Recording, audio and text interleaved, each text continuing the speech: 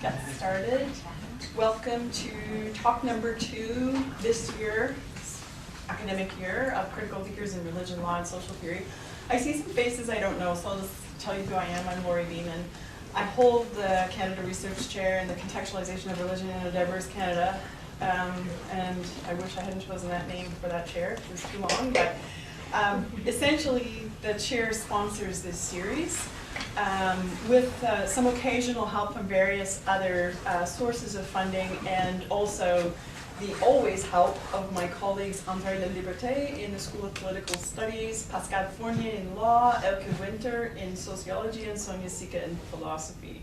So we all collaborate to think about who we might bring to the University of Ottawa to share their wisdom and knowledge with us. I want to mention that already for next year, I think this is the last one for this year, although I'm not positive, but most of you are on our listserv, so I'll let you know if things change. But I can already tell you, I believe will be our first speaker this coming September, Robert Orsi from Northwestern University. He's coming on September the 28th, so the details are on our Religion and Diversity website, and for those of you who aren't on the list, if you want to be, you can talk to Tess Campo, who will probably put you on the listserv if you ask nicely. So without further ado, as you know, if those of you who come to this series regularly, I don't usually give long introductions to the speakers. But I will say a few words about Mary Jo because I know her as a friend, a colleague, and as a mentor. She's coming to us from the University of Missouri, and I have these little bio notes, and it's pretty brief. She's a professor emerita in fact, she hasn't really finished teaching yet. She's actually teaching this term, but she's in the Department of Women's and Gender Studies at the University of Missouri, and her PhD was from the University of Chicago. Her research areas are wide, including gender and religion, sociology of culture, qualitative methodologies. She's one of the best ethnographers I know, and she has a huge range of publications. One of them, I'm happy to say, is now in press in a volume that I've co-edited with Sonia Sika, a volume called A Journey to Elsewhere, or at least that's what it's called right now, Spiritual Travel and the Quest for Authenticity. And Mary Jo came last year, and we didn't let her out for that event. We just kept her in a sealed room, and we had a nice small workshop where we talked about a number of issues around yoga, tourism, spiritual travel, and so on and so forth. One of her articles that has shifted my thinking is Queering the Dragon Fest, Changing Sexualities in a Post-Patriarchal Religion in the journal Sociology of Religion. And I'll just add on a personal note that I'm trained as a sociologist, among other things, and there have been times when I've found sociology to be lacking in its ability to think about religion, or I felt really discouraged. And I have to say that almost every juncture that's happened, by some good fortune, I have encountered Mary Jo. Sometimes it's been to just hear her talk at a conference, and she's always reminded me of why I find one of my home disciplines so helpful and useful in thinking about religion. So, without further ado, the title of the talk today is Religion and Emotion, Advancing a New Framework for Understanding Religious Cultures. Thanks, Jo Neitz.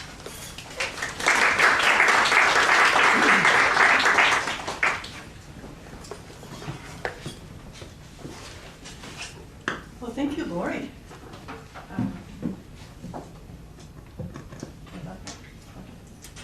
I'm really very thrilled to be here. This is my third trip to the University of Ottawa over the last decade, maybe, and it's always a treat. It's always a treat to be here. And I also want to thank Heather, who has been extremely helpful and pleasant and made my stay here so far a complete pleasure. And also Tess, who has added her skills and competencies to my visit at this point. The paper that I want to read to you today is co-authored with two of my former students, Karen Bradley and Kevin McElmurray, and they actually have done the ethnographic work that I'm using for the paper. So thank you, Karen and Kevin. The categories of analysis in the sociology of religion, as it developed in the United States in the 20th century, reflected the heritage of European scholars' interpretations of the Reformation's religious traditions. Carving out a place in a discipline with theorizing about modernity at its core, sociology of religion in the United States developed around conceptualizations that pitted rationality and belief against emotions and the body, and favored the former at the expense of the latter. Core concepts such as secularization developed around a project in which belief and lack of belief was central. At the same time, certain forms of expression, particularly those found in Pentecostal and holiness churches, were marked as emotional, with the inference being that the other forms of expression and religious traditions were not emotional. In his study of a black church in the U.S. South, Nelson, for example, struggles with these conventions, although he resists the characterization of churches like the Pentecostal one he studied as emotional, yet he adheres to the convention, putting the words emotional in quotation marks throughout his text. These forms were historically associated with marginal race and class locations, although departures were becoming increasingly visible by the 1970s.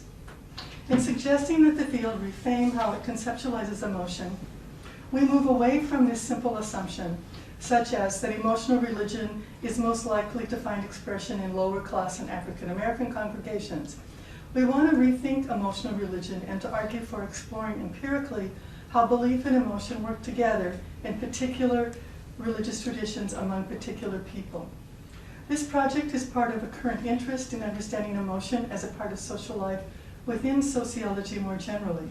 Hochschild's pioneering work on feeling rules and emotion as work provided a way of seeing emotion as social. New work in social movements argues for rethinking the dichotomy between belief and emotion and for seeing commitment, solidarity, and belief as related.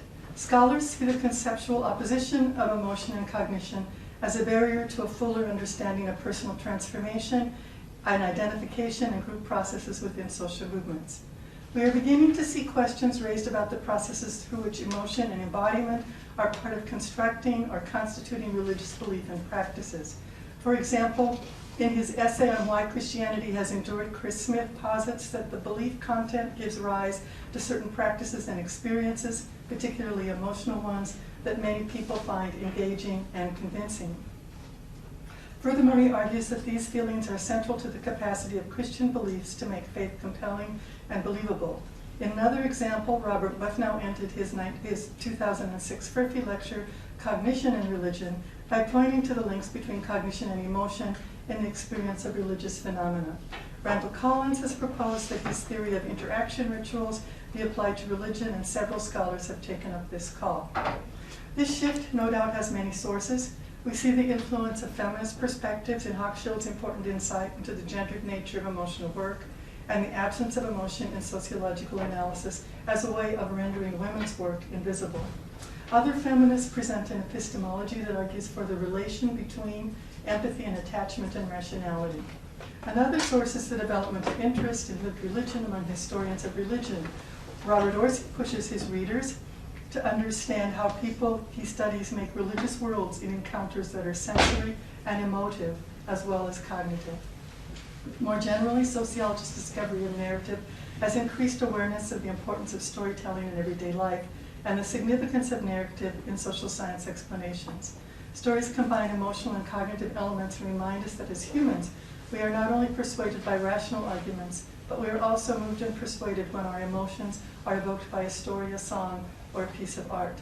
In another strand of inquiry in cultural studies, affect scholars, following Masumi's interpretation of Deleuze, call on us to recognize the significance of embodied experiences, although, to my disappointment, they write very little about religion.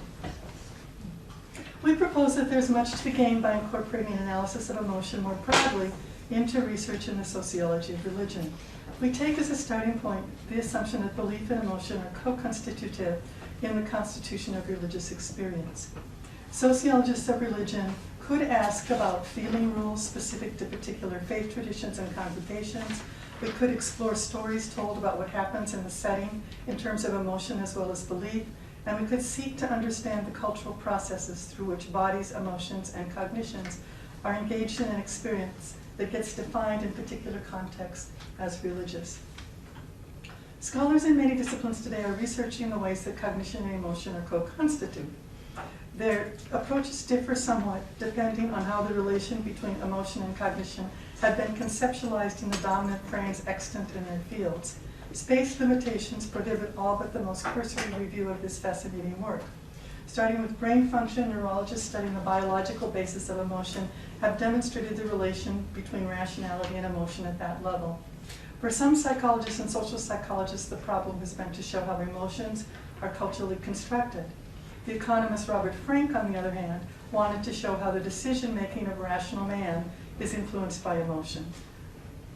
In sociology, Randall Collins, influenced by Durkheim and Goffman, has been pursuing the ideal that rational action is fueled by emotional energy. He's developed a theory explaining how micro-level interactions among co-present individuals become the basis of a shared mood and a mutual focus of attention, leading to collective effervescence and eventually to group solidarity. Collins is particularly interested in how macro structures of society are built from chains of interaction rituals occurring across time and space. His conceptualization of emotional entrainment suggests a series of factors that one might consider in trying to understand processes of commitment. All these researchers link emotion and cognition, but their arguments start and stop in different places. Is emotion itself is a term that means different things in different research traditions. We suggest that for sociologists of religion, a first step to seeing emotion across religious practices is to distinguish between arousal levels and emotion itself. Level of arousal might be considered as one dimension of an emotional expression, with low arousal not necessarily being the same as low emotion. Yogis, for example, might desire the feeling of peacefulness that is the ideal effect of shavasana, the corpse pose, often the culmination of a session of yoga practice. Most practitioners would argue that this low arousal state is in fact a significant emotional experience. In a comparative study, psychologists Tsai Miao and Sapala argued that Christianity and Buddhism place high values on different levels of arousal. They find a correspondence between the dominant religious cultures in each place, with the European Americans valuing high arousal positive states, in contrast to Hong Kong Chinese valuing low arousal states. That is not to say that Christianity is emotional and Buddhism is not. If we assume that emotion, cognition, and rationality are connected, and that most religions imagine an ideal emotion, although the ideal emotion might differ across religions, then we can better understand how different traditions or groups might have different norms about the range of acceptable emotions or the rules for expressing them. At Eastside Chapel in the U.S. South, Nelson found that people valued observable displays of the transformative effects of worship. Nelson described as normative 5 specific emotions evoked in the service through both the message and the hymns: adoration, love, hope, joy, gratitude. This congregation reads the ideal forms, including a responsive engagement with the sermon, and particular practices, especially shouting, with specific bodily movements as demonstrating the transformative presence of God. Our approach is explicitly cultural rather than social psychological, though we will end by raising some questions that link the two. We are interested in variation in desired emotions across religious contexts and the technologies through which it is produced.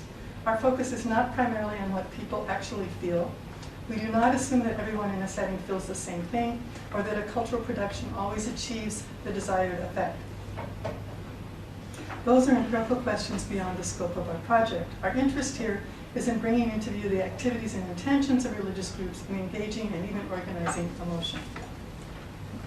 I'm turning to 2 examples from 2 very different fieldwork projects by my co-authors. The first is a study of the challenges and opportunities facing rural congregations from 6 socioeconomic contexts.